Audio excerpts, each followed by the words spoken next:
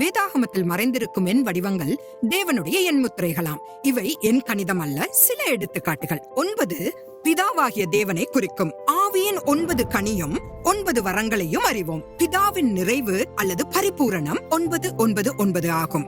8 என்ற எண் இயேசு கிறிஸ்துவை குறிக்கிறது. இவர் புதிய ஆரம்பத்தையும் உயிர்த்தெழுதலையும் குறிக்கிறார். நோவாவின் பேழையில் இருந்த 8 பேருடன் தேவன் ஒரு புதிய உலகத்தை ஆரம்பித்தார். கிறிஸ்துவின் நிறைவு 888 ஆகும்.